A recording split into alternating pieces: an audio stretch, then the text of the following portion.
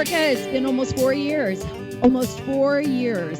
Since the very first source came forward and told me that there was an operation going on against then President-elect Donald Trump. And before that, it was during the campaign, the Trump campaign, and the FBI, and the ongoing lies that were being told to the American people. And now, thank God for Director of National Intelligence, Rick Grinnell, who said enough's enough and just declassified the names on the Obama list of those Obama officials that were requesting basically to unmask conversations that Lieutenant General Michael Flynn, who was then the national security advisor for President Trump after the November election, when he was selected by President Trump to be his national security advisor, people from the Obama administration were listening in on phone calls he was making, communications with foreign leaders. 48 separate requests for his name to be unmasked by 16 senior Obama officials. You know, what's really interesting is that everybody's focusing on, of course, former Vice President Joe Biden, who also made those requests. And Samantha Power, we know she made enormous requests. In the document that DNI Rick Grinnell released, she made 7 requests to basically unmask Lieutenant General Michael Flynn. 7. But I want you to think about this. Towards the end of Obama's tenure, UN ambassador Samantha Power actually made close to 300 unmasking requests. From 2013 until the end of Obama's tenure, unmasking requests went up triple, nearly 300%. It's incredible, the abuse of power that was residing within the Obama administration. The abuse of power, just trampling all over the Fourth Amendment.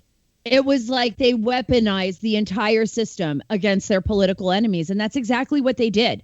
And that's why, since the very beginning, I remember 2017, it was, I was at Circa, John Solomon and I, and actually Eli Lake wrote the very first stories on unmasking.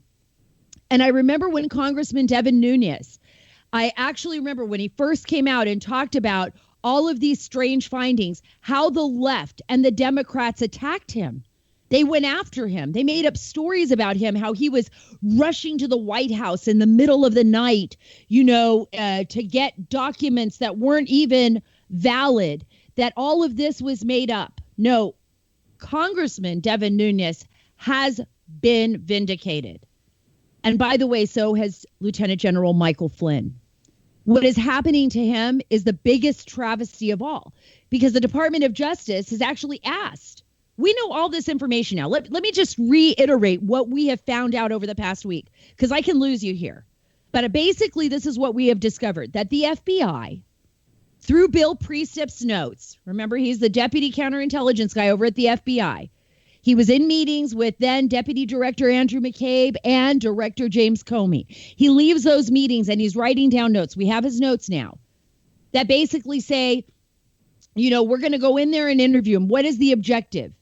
To get him to lie or to get him fired?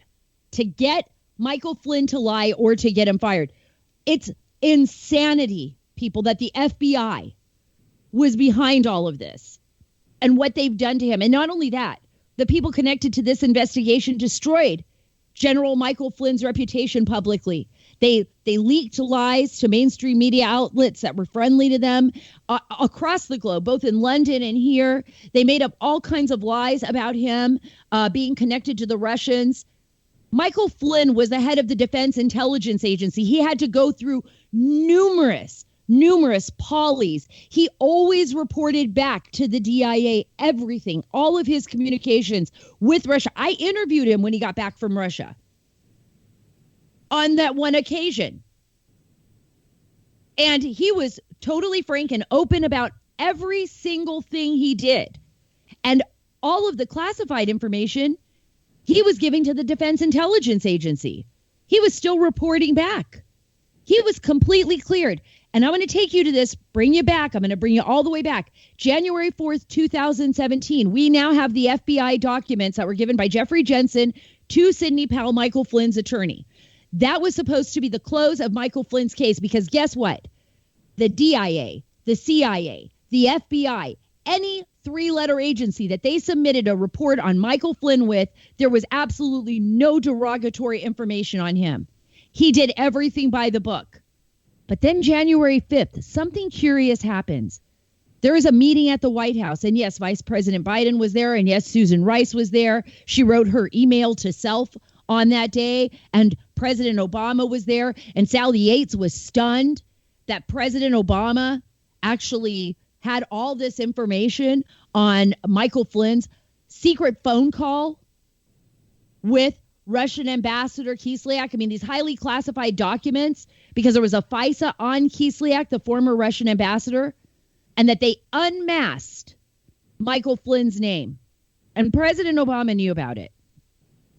And by the way, so did Vice President Joe Biden. And I want to play a clip for you right now. Adam, can we play that clip of Joe Biden's flip-flop when George Stephanopoulos, who, by the way, good for George, asked him the question about what he knew about Michael Flynn and what he didn't know. And I'm going to bring it all back. So what did you know about those moves to investigate Michael Flynn, and was there anything improper done? I know nothing about those moves to investigate Michael Flynn, number one. Number two, this is all about diversion. And then this is about 20 seconds later in the same interview. I do want to press that. You say you didn't know anything about it, but you were reported to be at a January 5th, 2017 meeting where you and the president were briefed on the FBI's plan to question Michael Flynn over those conversations he had with the Russian ambassador Kislyak. No, I thought you asked me whether or not I had anything to do with him being prosecuted. Okay. I'm sorry. I was aware that they asked for an investigation, but that's all I know about it. Wow. I mean, he just backtracked, just like a kid with his hand in the cookie jar. He just got caught. You know, he backtracked, and then he had to explain. But he actually requested for Flynn's name to be unmasked in documents. We know that now because we have the list. We have the list only because Richard Grenell followed through with what the president wanted to have done in 2018, and that was declassify all these documents.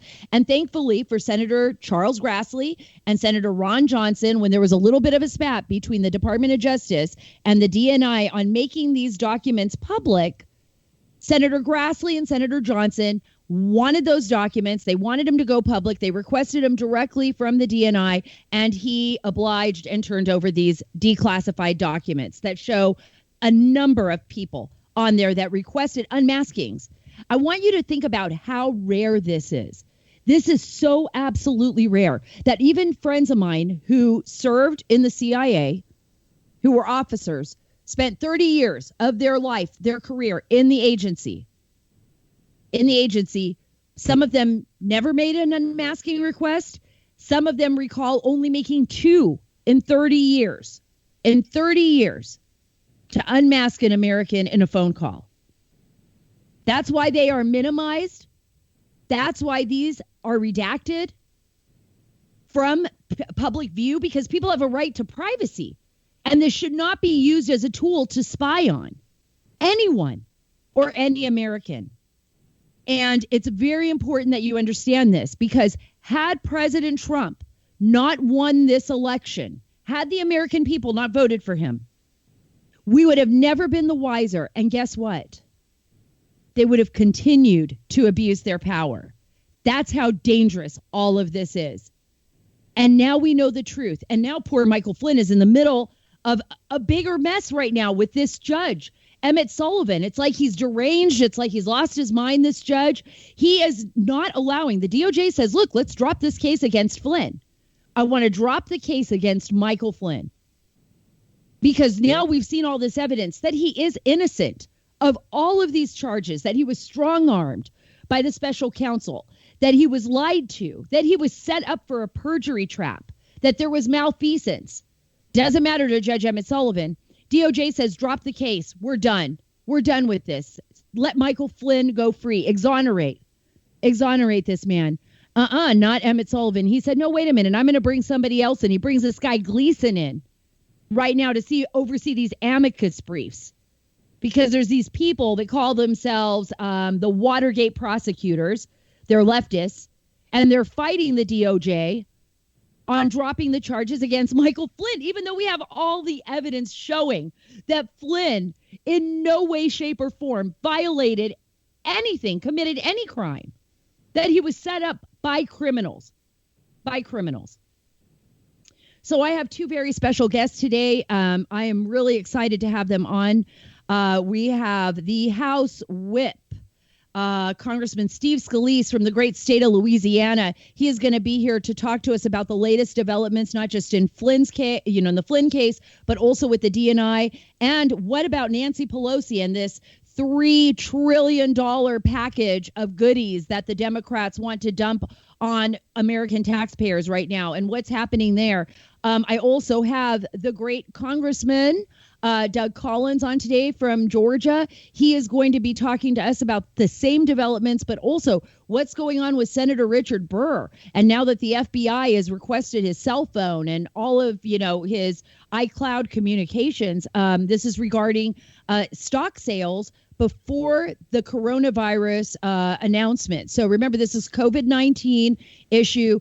This is when Senator Burr, as well as Senator Kelly Loeffler from Georgia, apparently sold off a lot of stocks. Now, right now, there's no stories out there saying that Senator Loeffler is being investigated. I'd like to get what Congressman Collins has to say on that. It's very interesting because he's going to be running against her. He is running against her this year in the Senate in Georgia. So that and much, much more coming to you from the Sara Carter Show. I am so grateful, America, to have you here with me. And this is a big time in our history, a very important time in our history, that we don't stop fighting, that we keep moving forward, and that we persevere and get the truth out. The most important thing are the historical facts here, folks. And let's get started now with... Whoa, you guys, we've got some big breaking news. That was the Jenny bomb, by the way. She just sent me a text message that Senator Richard Burr, the chairman of the House Intelligence Committee, the Senate Intelligence Committee, my fault. I'm thinking of Devin Nunes too much, right? But the Senate Intelligence Committee, Richard Burr, is removing himself as the chairman. This is huge news. Because let me tell you, the FBI doesn't do this lightly. I mean, this type of an investigation into a U.S. senator, possibly for, insider trading. I mean, they're looking at all kinds of issues here. They're not just going to take his cell phone, interface with his iCloud, unless it's the Obama administration, then we've got something else going on. No, but I'm actually being serious about that, because that's exactly what they did without any evidence, right? They were looking at people's communications. But in this case with Senator Richard Burr, it's a very serious charge, insider trading. And I want to refresh your memory about this. He wasn't the only one that was being accused of selling stocks. When the president, right before the president enacted a number of changes that shut down our economy, basically, with the outbreak of the coronavirus. Remember, there was Senator Kelly Loeffler as well from Georgia. And that is one of the reasons why I actually brought on Congressman Doug Collins to talk about this, because he has been very focused. He's running for the Senate in Georgia, and this is a very important issue to him. He's spoken out publicly against Senator Loeffler. What's interesting is that the FBI has targeted Senator Richard Burr in this case. We haven't seen any news on Senator Kelly Loeffler. So just to be clear, there is no news that the FBI has asked her for her cell phones, have asked her for anything. So, but we're going to see what Congressman Collins has to say about that. But that's really huge news. Oh, another big piece of breaking news as well, just so you're aware, is that Senator Lindsey Graham finally is going to call for hearings, which he has been promising for more than a year now, on Crossfire Hurricane. And this is very important because Senator Graham can open up so much more than what we've seen in the past. Bringing in, subpoenaing witnesses. We need to make sure that we get witnesses in there to talk.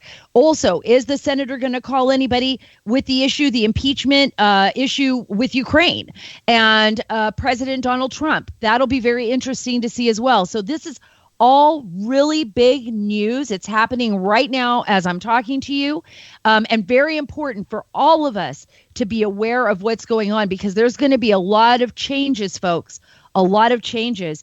And if Senator Burr did sell that stock, if there was insider trading involved, now he has said absolutely not.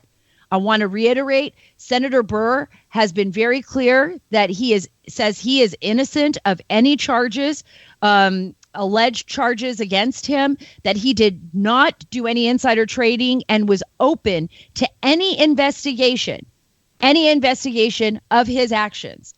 So now we just got to wait and see. You know, this is Washington, D.C. A lot of things are said here, and a lot of times those things that are said are not accurate or not true. Sometimes people lie, but we got to give them the benefit of the doubt. And we have to wait for an investigation. And I think it's important to wait for Senator Burr, for this investigation to unfold, to see what happened. And I also think it's important to question, why did the FBI go after Senator Burr and not after Senator Loeffler in this instance? But we don't know. Maybe they have. Maybe the story just hasn't broke yet. So we'll see. We'll see what House Whip Congressman Scalise has to say. We'll see what Congressman Collins has to say. And if there's any more breaking news, we will bring it to you here. The Jenny bomb will go off and we will get to you right away. I promise you that. So looking forward to having Congressman Steve Scalise on the show with me today. Remember, you can follow me too at Sara Carter DC on Twitter. That's Sara Carter DC on Twitter for any of the latest news. Congressman Scalise, thank you so much for being here with me today at the Sara Carter Show. You are the House GOP whip. And first of all, I want everybody to understand what this means, because we're talking to our listeners here, and there's so many listeners. You have to whip everyone into shape, don't you? Well, Sarah, good to be with you. And look, when you're trying to help President Trump get this country back on track, it hasn't been hard getting our members to be in line with working together to help get families back, to get small businesses back going, and doing it safely, by the way. And you see the states that are doing it, and they're seeing really good results, and they're doing it safely and helping people get back on their feet. Some states, as we know, are holding back, and their economy suffering, and people are suffering too. And so I just enjoy working with my colleagues and making sure that we're doing everything we can to help work with the president to get the country back on track. And that's a very serious, and before we get into all of the breaking news, because there's been so much breaking news this week with regard to Lieutenant General Michael Flynn, with regard to the DNI, the Director of National Intelligence, and the Obama administration and those officials that were involved in Crossfire Hurricane. Before we get to that, you brought up a very important point. You are now actually have been selected to lead, and I have this story right here. It's from Fox News, our favorite cable network. Full disclosure, I am a contributor. And yes, you are the top Republican on a new coronavirus committee. And this is important to a lot of Americans and to a lot of the listeners out there. You know, I've been on lockdown just like everyone else for the last 6 weeks here in Northern Virginia. I've had to do homeschooling with my 7-year-old daughter, like all the other parents out there struggling to manage our jobs. For those of us that still have our jobs and our small businesses, like my small business, and keeping people employed and teaching our children at the same time. This has been a really tough time for all of us. I felt like I had 2 breakdowns this week, just to be totally honest with everyone out there, just because I felt like I can't keep up with everything, you know? So what are you doing? What are the Republicans doing to move this forward, and the administration, so that the American people can get back to some sense of normalcy and some balance here with what we've been having to deal with, especially with this pandemic?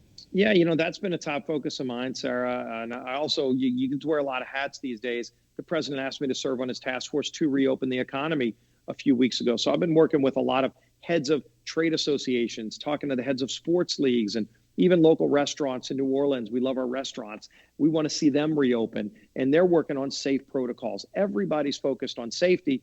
But they also know if you keep this economy shut down too long, there are a lot of businesses that just won't come back. And so there are very big health issues that are involved in that too, that we've seen. I looked at in my parish, we had a 42% increase in non-COVID related deaths when you compare last year to this year, because people aren't going to get things like, their mammograms and their colonoscopies. And if you have heart problems, people aren't going to the doctor and they're dying of heart attacks. That's happening too. And so you got to look at the whole picture as we look at states that are reopening and seeing the success, seeing that their hospital visits are going down. Most hospitals are almost empty right now, and they're losing money because they don't have people going in and getting their, all the different surgeries and the hip replacements and the ACL. So we've got to get all of that back opened again. And in the meantime, like you, I'm homeschooling as well. My wife is the principal of the Scalise Homeschool Academy, but I was just helping my daughter do a science project the other day, and my son, who's 11, working on the area of a circle is still pi r squared. By the way, that formula still works. So that's been Thanks fun for too. reminding me, because I feel completely lost. Yeah, no, you're right. But it helps you keep your sanity when you're dealing with all these other issues that are so important to getting the economy back open. But I'll tell you, on the task force that you mentioned, this coronavirus, it's really almost an impeachment committee that Speaker Pelosi set up. It was a very partisan vote where you've got all these other oversight committees, but she set up a committee just to try to go after the president. And I've been pushing to say, why don't we set our efforts on helping people get back to work, helping families get through the struggles? And, oh, by the way, why aren't we focused on holding China accountable in all this, Sarah? Clearly the role they played in the World Health Organization in hiding this from the world. We could have saved thousands of lives in America, millions of lives, yet they hid all this information. Why isn't Pelosi working with us to hold China accountable? Those are the things that we should be doing while we're trying to help families get back on their feet. Such an important point, Congressman, because I would tell you, when you look at the scope of China, and I think based on this pandemic, because what we have learned is that we are vulnerable now to China and to what China has been doing. Not only are we vulnerable because our manufacturing jobs and our antibiotics, over 80%, over 90% in some cases of our medication is produced in China, but we're starting to see what's happening in the United States with China Telecom, for example. I spoke to FCC Commissioner Brendan Carr, who was concerned about China's infiltration even inside the United States when it comes to our telecom and our communications. Huawei and these companies that control so much of our data, our personal data. And that's a huge issue. And now Nancy Pelosi, instead of doing what you're saying, instead of working together with the Republicans to help the American people get out of this crisis and to work with the administration to point the finger at who's to blame here, which is China and the Chinese Communist Party, not their people, but the CCP. Instead of doing that, she's come up with this $3 trillion bill, $3 trillion bill that just lines the pockets of all of these special interests and everything else, that the Democratic cookie jar is what I call it. And you're fighting against that as well. I mean, this is really an imperative time for America. We have 36 million people that have applied as of today, 36 million or more for unemployment. So how do you handle that? How do we work around that? And that's where we've got to keep fighting to help people safely reopen so that you don't have millions more people put on the unemployment rolls. And what is Pelosi's answer? To put this big, unicorn of socialist special interest ideas like, paying illegals, paying abortion providers with taxpayer money, paying states that were, by the way, states that were already going bankrupt, that had multi-billion-dollar deficits. She wants to bail them out with our taxpayer money and bail out pension funds instead of working with families to get back on their feet and helping them get back to work so there is a job to go back to. And again, you look at the serious cost to mental health, the suicides that are up right now. Again, the people that aren't going and getting their regular health taken care of. I mean, we need to focus on opening all those things up. The gyms that are closed that can safely reopen. Why aren't they focusing on that instead of just giving trillions of dollars more printing press money to bail out states and to pay illegals and all this other foolishness? That's a different set of priorities, and it shows you, we're fighting for families. The president's fighting to help families. They're fighting for their socialist special interest friends. Before I go to Lieutenant General Michael Flynn, which is really important, and what's happened here and the investigations that are going to be beginning, I guess, in the Senate with Senator Lindsey Graham, I want to ask you one final question. What is Nancy Pelosi really doing here? Because she knows the Republicans are not going to agree to this package, to this $3 trillion package. So what is her objective? Is her objective just to continue to stymie until the November elections, to wreak havoc across our nation? Or is there some objective that we are unaware of that Nancy Pelosi is trying to achieve with this ridiculous package? Yeah, everything they do here in Washington, every day Nancy Pelosi wakes up and tries to figure out how to stop Donald Trump from getting reelected. Look, there's an election in November. The people are going to have a chance to decide that in due time. And oh, by the way, one day, eventually, Joe Biden's going to have to come out of hiding and answer some really tough questions about, everything from the Reid allegations to now this unmasking scandal, as you're referencing with General Flynn, disgraceful things that he was right in the middle of. And he gets softball questions every couple of minutes when they bring him out of his basement. That's going to end sometime where he's going to have to get back out and face the music for what's really going on out there. But they try to use every day to just attack and berate and harass President Trump instead of working with him. People are sick and tired of that kind of politics right now. Oh, absolutely. And now that we see that former Vice President Joe Biden did request unmasking of Lieutenant General Michael Flynn, along with 16 other senior Obama officials, everyone from John Brennan, Samantha Power had 7 requests to unmask him. And this is only what we know of. This is only Michael Flynn, Congressman. We haven't seen all the other requests that have been out there, which I heard are extensive and go far beyond Michael Flynn. So now that we know all of this has been done, what do you think? I mean, should Joe Biden just recuse himself from being the presidential candidate? I mean, they were involved in spying on an American citizen. I mean, these are very serious charges, and John Durham is investigating the full scope of this matter. But what do you think is going on here? What do you think Biden's role? What should he answer to?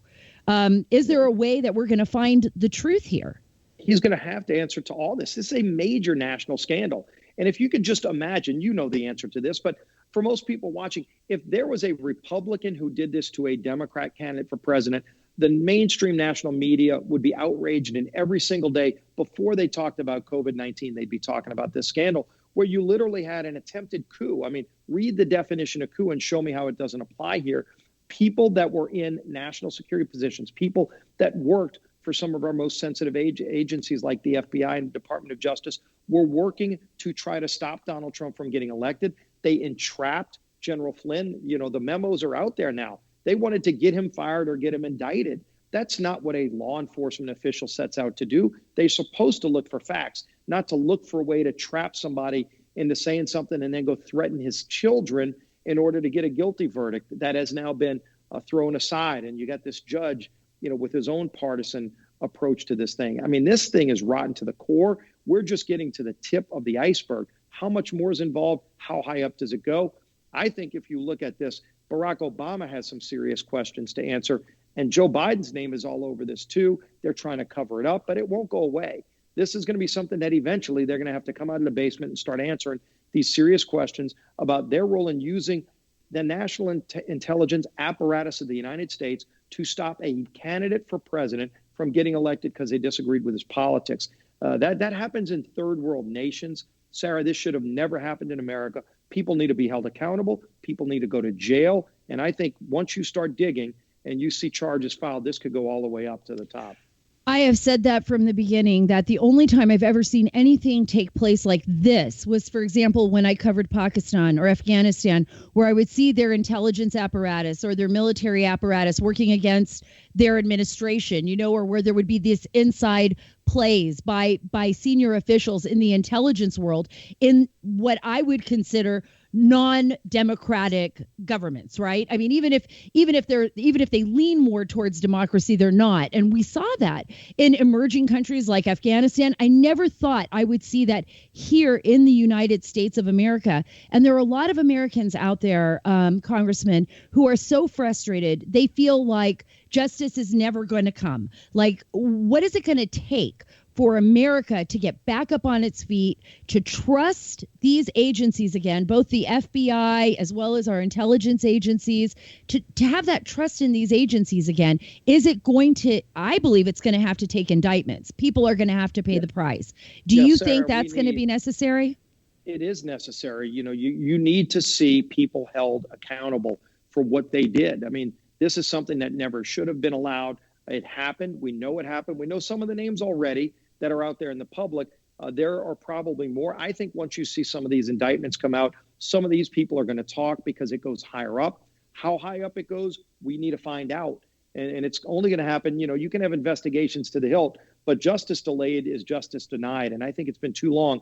There's been enough investigations. It's time to move forward with actual indictments. We know people who broke the law. Let's hold them accountable. Let's send them to jail. Let's have them talk about their role and tell us who else was involved. When there are transcripts that say the 7th floor of the FBI was involved, we know what that means. That means it was higher up. Maybe it went into the White House. Maybe we know Joe Biden was involved in some of this. How much of this was he involved in? And Barack Obama. Those questions need to be asked, and they need to be asked soon. The voters need to have all this information because it should not have happened in America. Yes, it happens in third world nations, and we criticize it when it happens there. We absolutely ought to have the highest standard when it comes to our national security and law enforcement agencies here, just to restore the good name of the credibility of the FBI, which is so important to our national security. They want it cleaned up. The good agents in the FBI don't want the scandal lingering out there. There are dirty cops and bad apples that we know of over at the FBI. They need to be held accountable to tell everybody else we're not going to tolerate it. That's right. And I have two more questions for you. And I could talk to you all day, actually, Congressman. I know you're so busy, but I could talk to you all day about all of these issues. There's a lot to cover. There's so much to cover because so much has happened. I have two more. First, Senator Lindsey Graham is now finally going to hold hearings on Crossfire Hurricane. Who do you think are the most important witnesses that he should call? Who should he subpoena? And what should they answer? And number two, on Lieutenant General Michael Flynn, because of the new developments, the Judge Emmett Sullivan, I don't know what's going on with that judge, but, the DOJ wants to drop all the charges. They want to end this charade. We've seen all the evidence. Judge Emmett Sullivan is basically blockading that with these amicus briefs from these left-leaning Watergate prosecutors. And now he's brought on this other Judge Gleason to argue basically on the side of the court for saying that Michael Flynn perjured himself, even though the DOJ is dropping the charges. So I've got two of those questions. First, on Lindsey Graham, who should be the witnesses that he calls? And secondly, on Judge Emmett Sullivan, do you think the president is just going to have to get involved here and just pardon Michael Flynn based on the political leanings of this judge? Yeah, it's unbelievable to watch what this judge is doing. And, he ought to just take the robe off and go become a prosecutor because he's trying to act like a biased prosecutor. By the way, a prosecutor is not supposed to be biased. He clearly does have a bias, and he's trying to use that role, but he's not. He's a judge. And the evidence, my gosh, if you can't look at this evidence and say, they set this guy up, he pled guilty. Yeah, when they were threatening to go after his family with unlimited resources of the federal government. So they're bankrupting General Flynn. They're trying to tarnish his name with all these false innuendos that it turns out there was no evidence. The FBI was ready to drop the whole case. And then political people stepped in and said, no, we want to go after this guy anyway because we don't like Donald Trump. That happened. Why Sullivan wants to drag this out is only going to tarnish his name and reputation. But at the end of the day, when you look at what Lindsey Graham is going after, I think everybody is really glad that he is going to start holding people accountable. Clearly, Comey, there's a long list of people. There are dirty cops over there. We already know some of their names. I think once you get these people talking under oath, where they're going to have to be sworn in and testify under oath, you're going to get a completely different story and a larger picture of all the other people involved. Some we know, some we don't know yet. But this thing goes high. It could go all the way to the top. We need to find out, and we need to find out soon. Well, I can't thank you enough for being on the show. Is there anything we need to be watching out for? Our listeners, maybe a little tip on something that we don't know about that's coming up that we could tease, or have we pretty much covered everything? Well, look, we've covered a lot, but look at these states. We have 36 states now that have opened safely, Sarah. This isn't a trade-off between your physical health and your economic health. You can do both, and states are showing you how to do it. You don't need to reinvent the wheel. But look at this number, and you want a number to look at. Johns Hopkins just came out with a study that talks about all of the children that are not getting immunizations because of the shut-in, like 70% of immunizations. They predict that you could have as many as more than 1 million children die that are under the age of 5 years old in the next year worldwide, in the next few years, because of the fact that they're not getting immunizations. And so there is a health cost, a dramatic health cost to the shut-ins where people aren't going out and getting their mammograms and their colonoscopies. And those deaths are something that we all ought to be concerned about, as we're concerned about everything else COVID related. Look at the non-COVID impact as well, and then go see how states are safely reopening. That's the model we need to use across the country.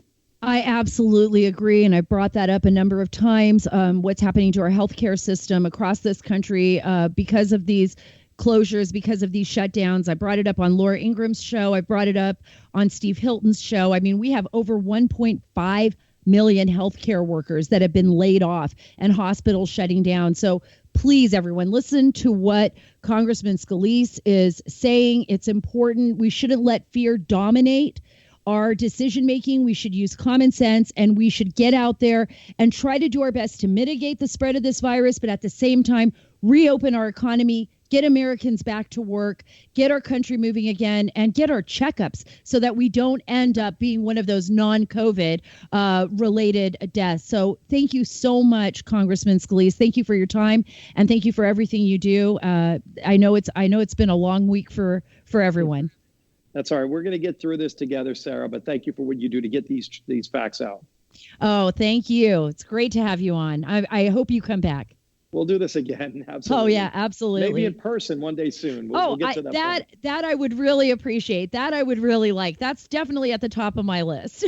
Here. All right. All right. Take care. Yeah, you too. Thank you, Congressman. Bye.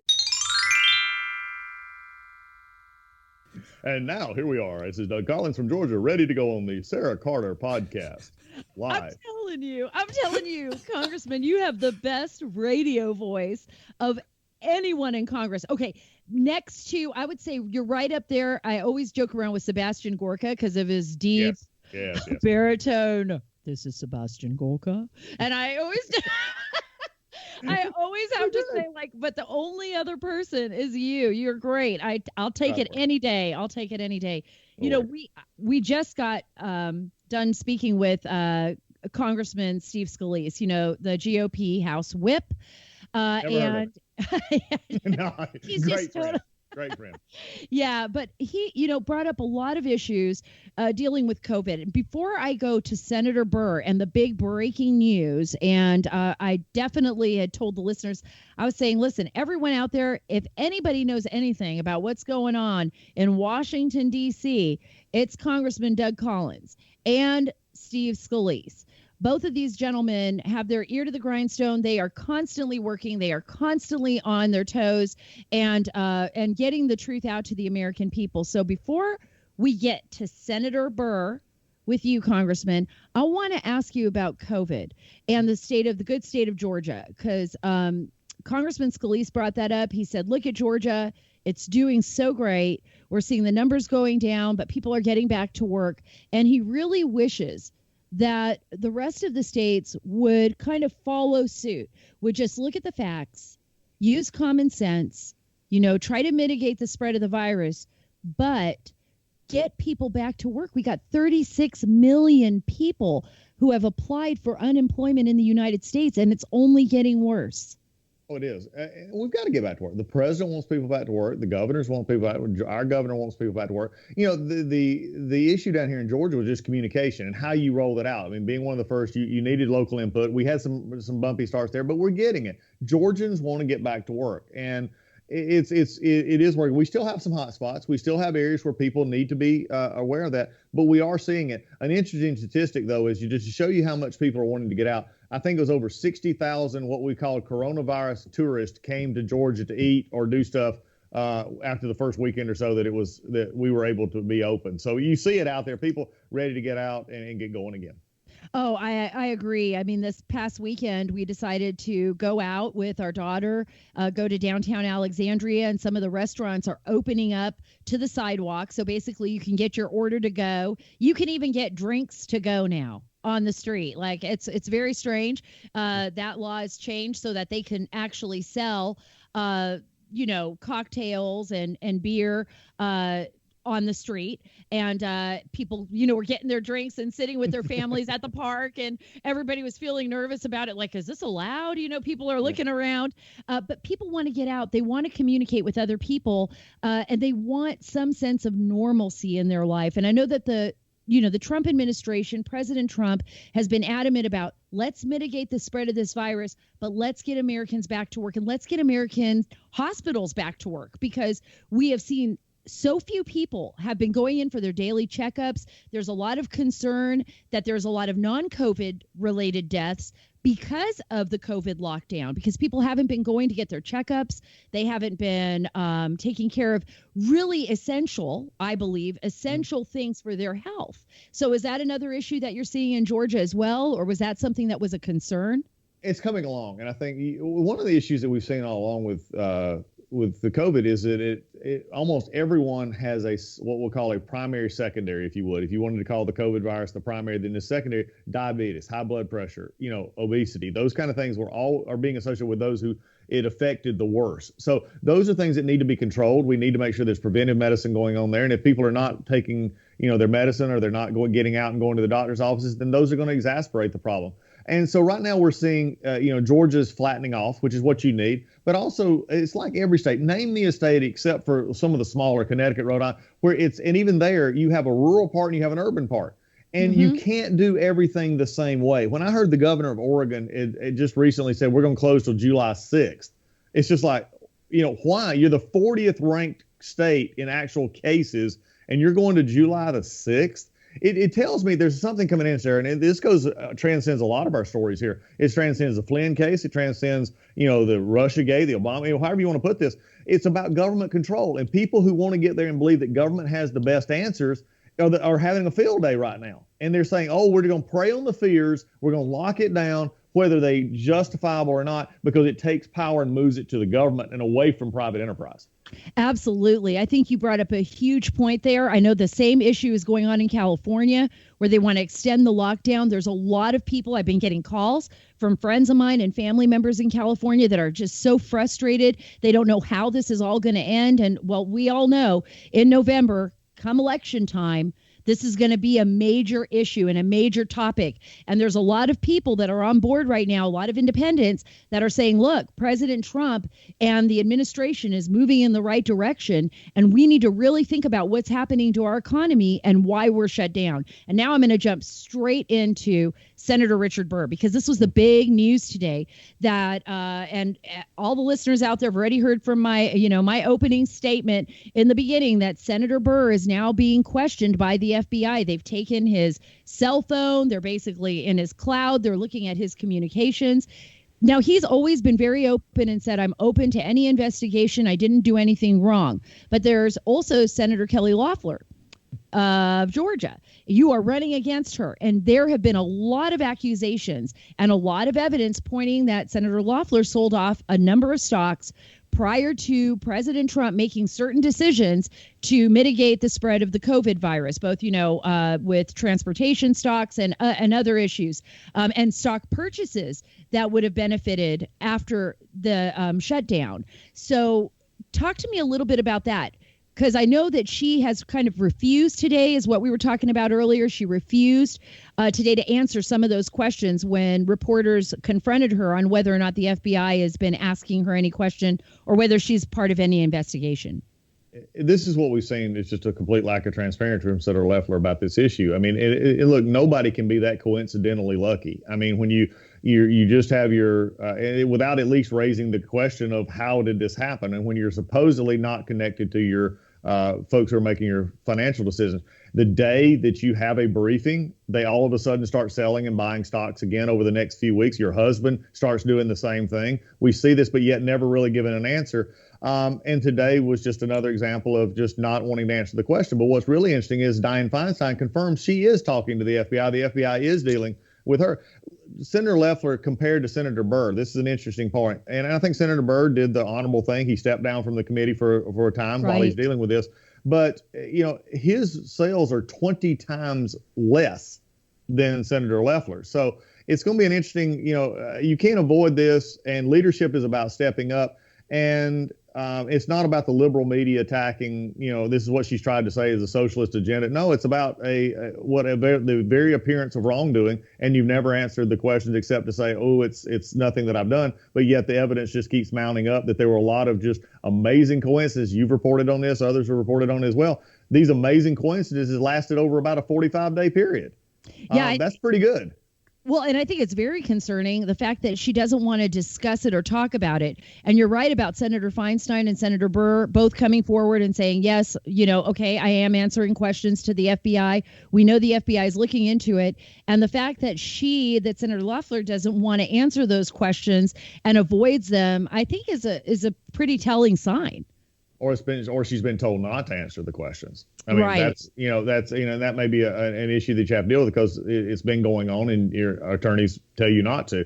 Look, this has become an issue in Georgia. It's an issue of keeping the seat down here. It's an issue that will not go away. And, rightly or wrongly, when you're in public life, you have to answer these questions like I've had to over the years and of things that people don't understand. You can't run from things just simply because they're unpleasant. And so we'll see how this works out, but this is not good, and it's affecting a lot of things down here.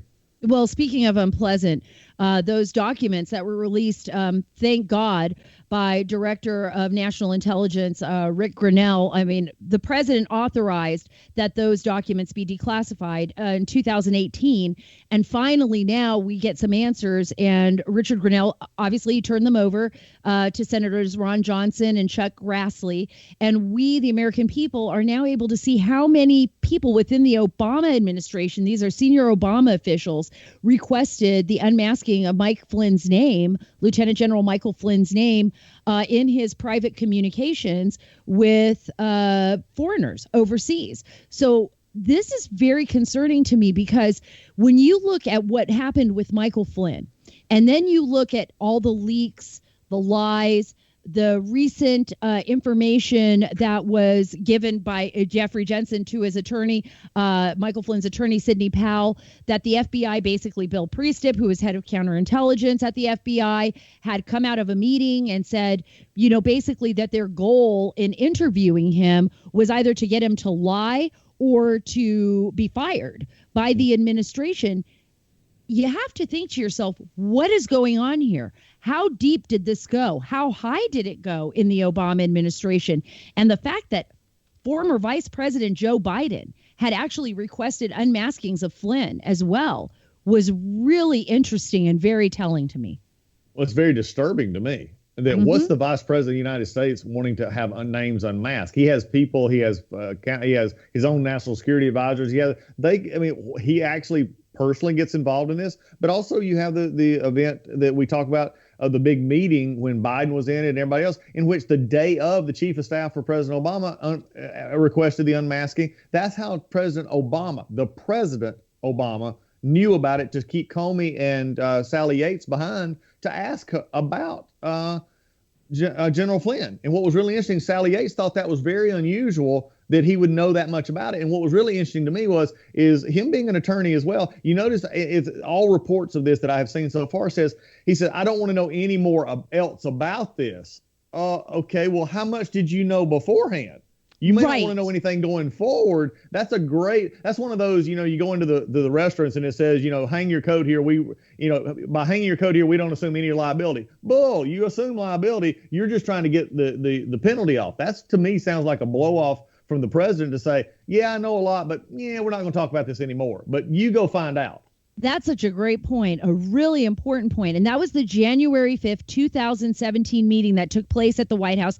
That is the same meeting where Susan Rice had sent a note to self that President Obama wanted everything above board, which was really weird to send an email to yourself relaying that kind of message. It's almost like a CYA. And remember, January 4th. Like a CYA? It was a CYA. It was a CYA, America. That's exactly what it was. You're right. It wasn't like a CYA. It was one, because on January 4th, the FBI was basically getting ready to close their entire investigation into Flynn. They found nothing. We have those documents, America. We have the documents that actually show that he was cleared by the DIA, by the CIA, by the FBI, by everyone. There was no derogatory information, neither on General Flynn or anyone else that was connected to him.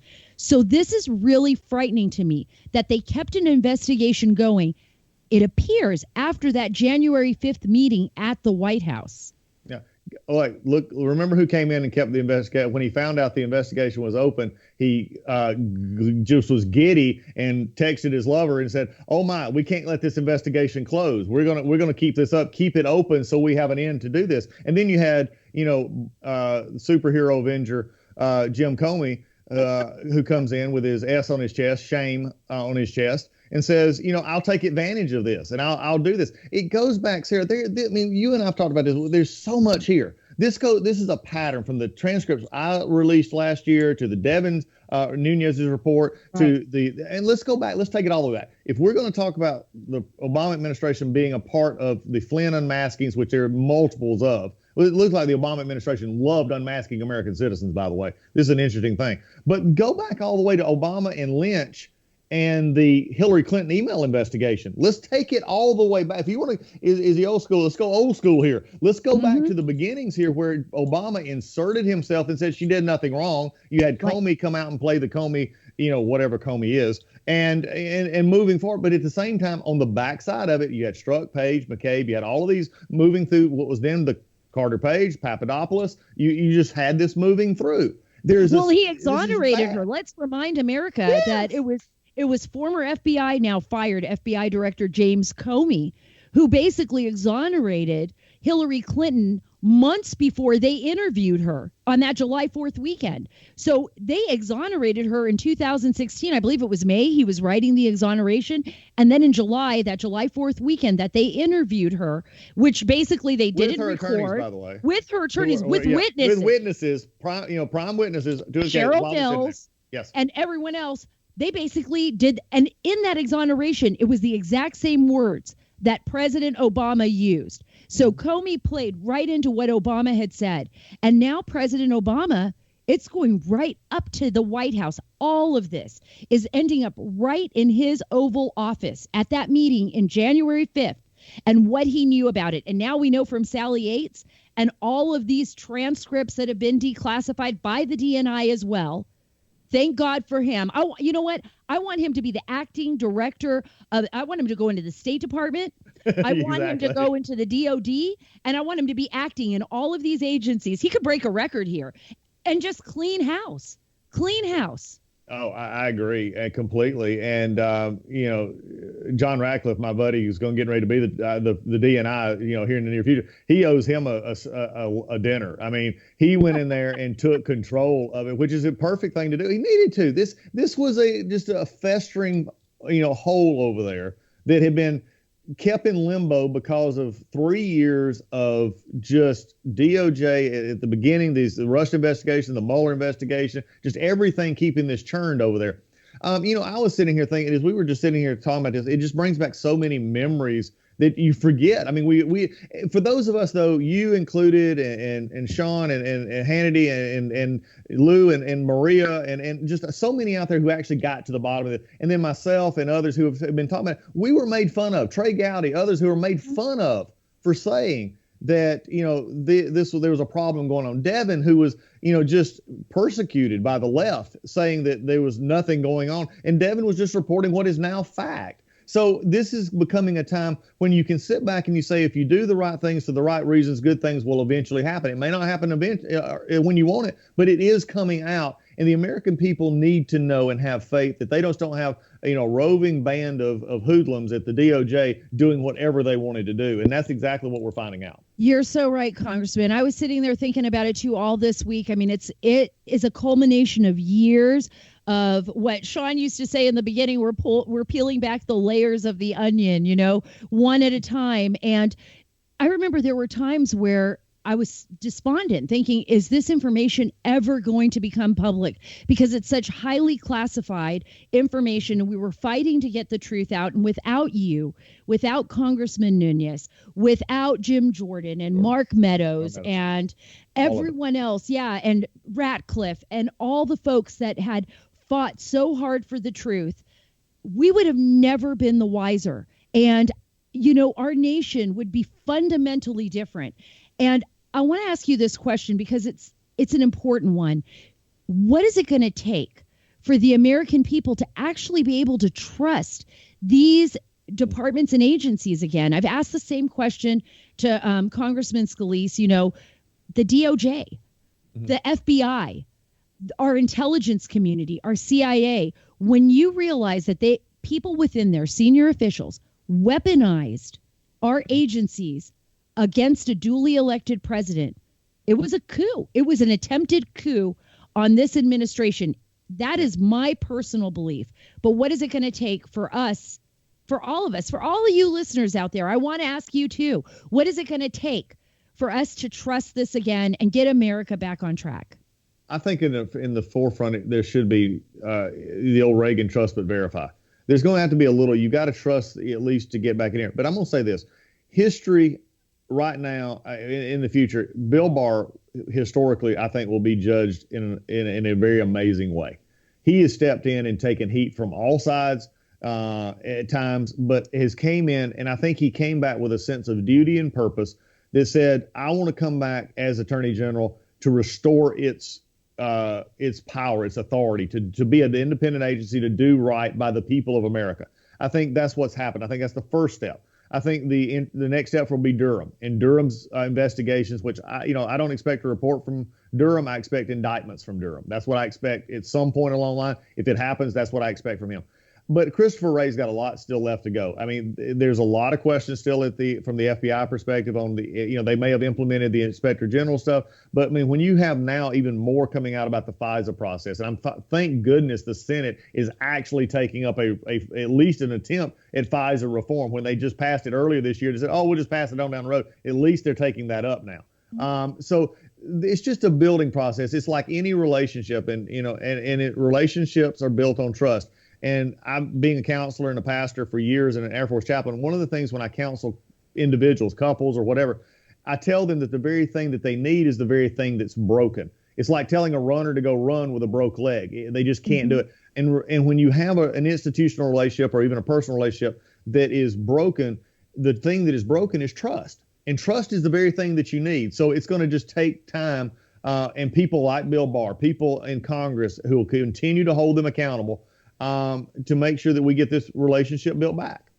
And what about Lieutenant General Michael Flynn? Because the Department of Justice, William Barr, Jeffrey Jensen, the prosecutor that was asked to, or the U.S. attorney, that was asked to look into the case of Michael Flynn, and all of the evidence, this insurmountable evidence that shows that he's an innocent man, and they asked to drop all charges against him. And now this judge, Emmett Sullivan, is fighting that and politicizing it. What do you think is going to happen with Lieutenant General Michael Flynn? Do you think there's going to be a point where the President Trump is going to have to step in and just pardon him? Yes, I believe it is. If this judge continues this continuation, frankly, I'm going to say, when did he become a prosecutor? The last time I checked, you went into a courtroom, you had a defense, you had a prosecutor, and you had a judge. And, you don't have a judge who acts as a prosecutor, or you shouldn't have a judge that acts as a defense attorney. Let's be fair. The judge is the judge. And this is a really unusual step. And if you go back into now, think about this, Sarah. If this judge is now saying that I'm going to force him to accept and say he perjured himself to plead guilty, what is the chilling effect on any plea bargain that has been made in this country? On that point, then the whole sort of emphasis of a plea bargain is that I'm going to agree to this, because I'm not guilty here, but there's a problem here. It's just there's so much problematic here, but what it is leading to, and you made a comment just a second ago, you let the word political come out. Mm-hmm. My question is this judge now wanting it to be political to force the president's hand? That is my question. No, I've already thought about that. The big issue here, and for everyone out there, was so excited about the DOJ's decision because it would exonerate Michael Flynn. Yep. But if the judge forces the president to give a pardon, he always leaves that kind of open-ended, unresolved question, right? And I think you're right on the money there. And I do think that is the political game that is being played now. That is the chess move on the part of Judge Sullivan and these folks, these Watergate prosecutors that have come in. It's to force the hand of the president. But I think the president is going to do the right thing in the end. I do not think that he will allow Michael Flynn to be dragged through this for much longer.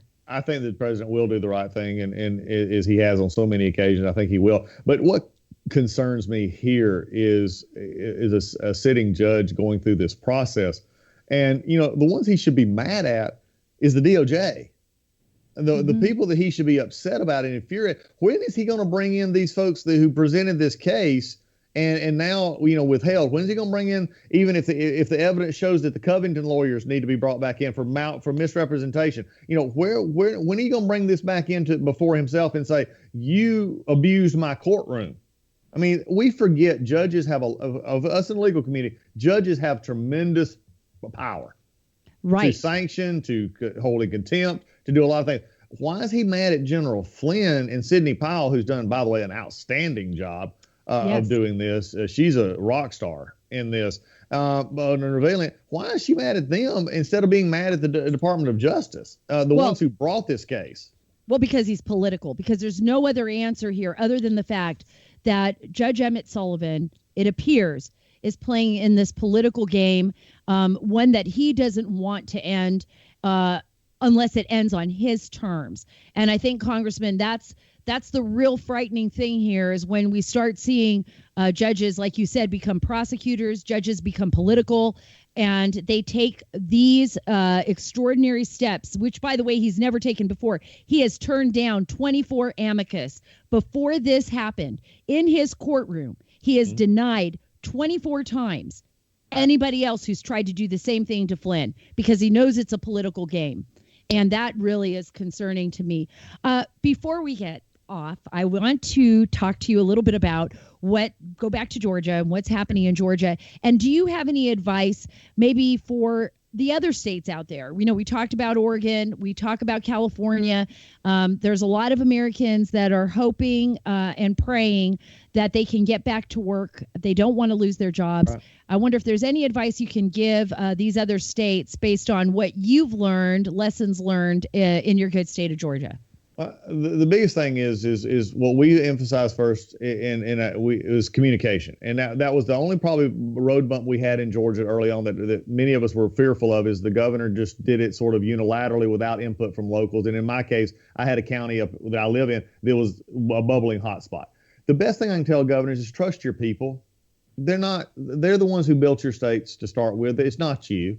The people of these states know how to deal with this, but work with your local governments, work with your mayors, work with your county commissioners, work with everybody else, and so that you will be able to get people back to work. Do it safely, do it within a reasonable amount of time, but give people clear direction. That was the only thing I'll say is let the businesses know what they need to do, how they need to do it, and make sure that they have access to the protective equipment that they need as they go forward. And then let's get this country going again. Brilliant advice. Brilliant advice. That's all we need is some direction so people can get their lives back in order and know what they need to do it the right way. Thank you so much, Congressman, for being on the Sara Carter Show today. I appreciate your time. I know how busy you are, and pray often for this country. As a chaplain, I know you do too, and it means so much to me to have you on the show. And I'm bringing you back on because we've got a lot to talk about. He's got a lot of big breaking news coming up. And if you want to see some of the stories that Congressman Doug Collins has been involved in, where can they go? To foxnews.com? They can go to Fox News. There's a chaplain article out there right now. They can go to our website, Twitter following, and just follow us there, and they keep up with what we're doing. Okay. Give us your Twitter address before I let you go. I think it's Rep. Doug Collins. It is. It's at Rep. Doug Collins. At Rep. Doug Collins. The funny part about this is I'll put my radio voice on. They don't let me anywhere near Twitter. They let me read it and they let me understand it. But we have a good time there. But I appreciate everything. So they're monitoring you like they wish they could monitor President Trump over at the White House. No, just joking. Yeah. I love it. No, it's great. It's good to be with you today. Oh, it's great to be with you too, Congressman. Thank you and have a great day. I'm just sitting here thinking about how much has happened in the last 4 years. After talking to Congressman Scalise and speaking with Congressman Doug Collins, I wish I could take you all into those meetings that we had years ago or into the green room at Fox News where we would sit there. And I remember being approached, and I wanted to bring this up earlier, but I won't say who, but somebody had walked up to me. And it was when I had first started reporting over a year and a half ago that the Foreign Intelligence Surveillance Act warrants that the FBI had submitted had been altered. And I said it on Sean's show, and I talked about the implications of that. And I went back into the green room at Fox, and there was someone there, and they said to me, Sara, I hope you're right. And I said, I know I'm right. I trust my sources and I trust the information that I've been able to dig up. And they said, well, because if you're not right, your career is going to be over. And it was kind of a chilling moment for me because, all I wanted to do and all I want to do, John Solomon the same way, and others out there, Chuck Ross, and people who've been looking into this, Molly Hemingway at the Federalist, everyone that has been focused on this. And me since the beginning, I felt like I was kind of floating on an island on my own. And John, too, the fear that my career would be over if the truth didn't come out really didn't even hit me until that person said that to me. All I wanted was for the American people to know what happened, because that's the only way we can save our nation. It's the only way that we can move forward and trust our agencies again, is if they're cleaned out and if the truth is revealed and if people are held accountable. And that's what I'm really hoping for now. I'm hoping that Attorney General William Barr and John Durham are going to do the right thing. And history will judge them by doing the right thing. It's never easy when you're in the moment. It's always reflecting back on how those decisions were made. And that's what's going to be important here. And that's how history will judge everybody that was involved in or connected. That's how history is going to judge our nation, us as Americans, based on how we hold our elected officials accountable, how we hold ourselves accountable, and the truth that our nation stands on, that foundation, fighting and protecting our Constitution and not allowing us to become some banana republic and not allowing people who think that they know what's best for us to break every rule in order to do that, in order to serve their own self-interests. By the way, John Brennan, James Comey, I'm talking to you, and I'm talking to President Obama, and I'm talking to Vice President Joe Biden and Susan Rice, and all of those folks that let their own ideology supersede that of the American people. Our country is more important than that. We are a beacon of light for the rest of the world, and we need to continue to remain that beacon of light for the rest of the world. And the only way we're going to do that is by telling the truth and by doing the right thing and holding people accountable. That, my friends, is how history is going to judge us. Thank you so much for being here at the Sara Carter Show. Again, you can follow me on Twitter at Sara Carter DC, and I'd love to hear your thoughts. I want to know what you're thinking. I want to be there for you. This is about all of us working together. We're all a part of this story, every single one of us. God bless you. We are taking the story back, America, and thank you so much for being here at the Sara Carter Show today.